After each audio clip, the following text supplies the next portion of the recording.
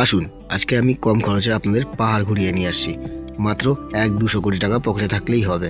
তার আগে কী করতে হবে, এরকম 2 বা 3টে টোটো আপনারা কিনে নেবেন। ফালতু ভাড়া করতে যাবেন না, ওতে আপনার লস হয়ে যাবে।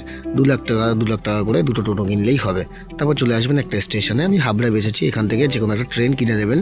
ফালতু টিকিট কাটতে যাবেন না, ওতে কিন্তু আপনাদের লস। এবার নিজেদের ট্রেন হাই করে দেবো সবাই। হাই করো পাশের জন। তুমি তুমি কি এসএমএস করবো নাকি? হ্যাঁ আপনি। তো যাই হোক, আমাদের এই ট্রেন।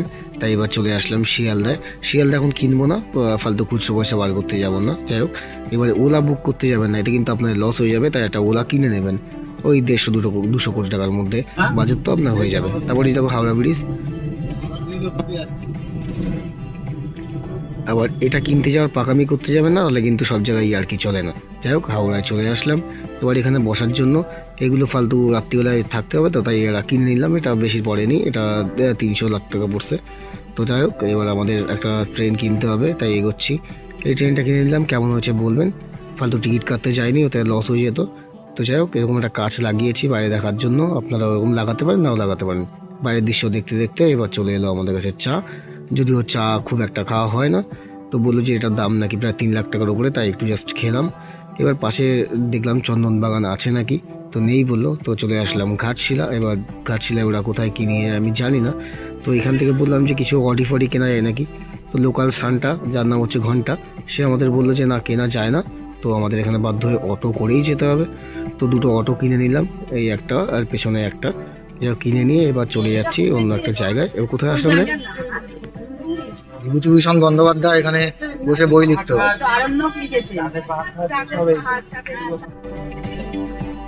এখানে শুনলাম বড় বড় মনীষীরা বড় কিছু করেছে, যেমন বিভূতিভূষণ বন্দ্যোপাধ্যায় এখানে বই লিখেছে, দেবদাস চাঁদের পাহাড় সিনেমা করেছে, টুবাই এখানে নতুন ব্লগ করেছে, এবং তো হচ্ছে পথের পাঁচালী নাকি এখানেই শুটিং হয়েছে।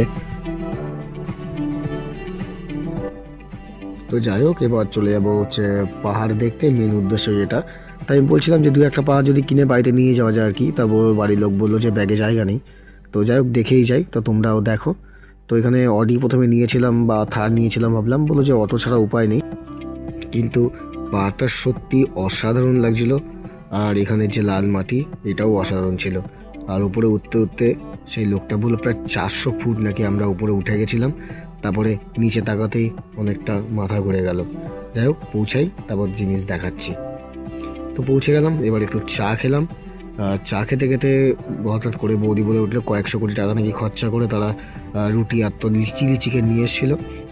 তো সেটা খেতে খেতে এভারেস্ট জয়ী একজন, আমরা চাচ্ছিলাম আর কি যে আমাদের নিয়ে যাবে গার্ড আর কি পাহাড়ে ওঠার জন্য। তো এভারেস্ট জয়ী সেই গার্ড আমাদের নিয়ে যাচ্ছে। বললো ফার্স্টে জঙ্গলের মধ্যে থেকে নাকি পাহাড় দেখাবে, তাই একটা বিশাল বড় ব্রিজ পার করে পাহাড়ের উদ্দেশ্যে রওনা দিল। তা এইবার আমার মনে হচ্ছে যে আর হাঁটার মতো ক্ষমতা নেই। তো যাই হোক, বাগান, এটা কী বাগান আমি জানি না, এখানে ভয়ানক কিছু জন্তু ঝুলছিল। এটা আমি জানি না, এই একটা কালো হরিণ মনে হয়, হ্যাঁ এটাও একটা হরিণ। তো যাই হোক, এটা হচ্ছে আমাদের বেঙ্গল কুত্তা। তো এইসব দেখেই আমরা এগোচ্ছি সামনের দিকে। এসব দেখতে দেখতে মোটামুটি ঝর্ণা চলে এলো, আর জায়গাটা এত সুন্দর ছিল, যাই ভেবেছিলাম এটা প্রায় কিনেই নেব।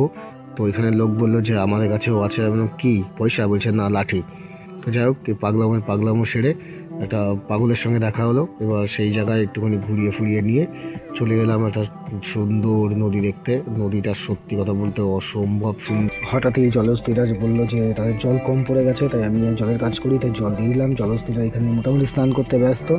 তারপরে কিছু ক্ষুধার্ত প্রাণী যারা খাওয়ার দিকেই মন থাকে, তো তারা খেতে বসে গেল এখানে, খাওয়ার জন্য হাহাকার চারিদিকে, আর তারা এদিকে খেতেই ব্যস্ত। তো যাই হোক, তারপর চলে আসলাম আমার নিজস্ব গাড়ি করে, ওটা নয় পাশে সাইকেলটা, ওই সাইকেলটা করে চলে আসলাম এই জায়গাটায়।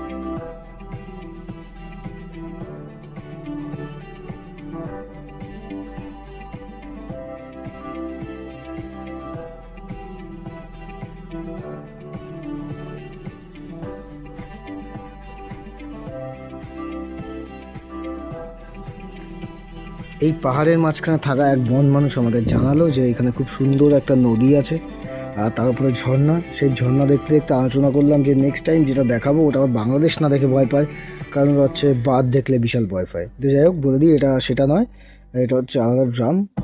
জামবাগ না কি বলে, যাই হোক যাই না, এটা দেখতে দেখতে মন্দির চলে আসলো, খুব সুন্দর একটা মন্দির যার ভেতরটা এত সুন্দর ছিল। এরকম ক্যামেরা যেহেতু বারণ ছিল তাও চুপচুপ করে ছবিটা তুলে নিলাম, তোমাদের জন্য রিস্ক নিলাম লাইফে। তো যাই হোক আজকের ভিডিও এইটুকুনি, পরের দিন দেখা হচ্ছে দীঘার উদ্দেশ্যে। তারা সাবস্ক্রাইব করে দিও, মা কালীর দিব্যি।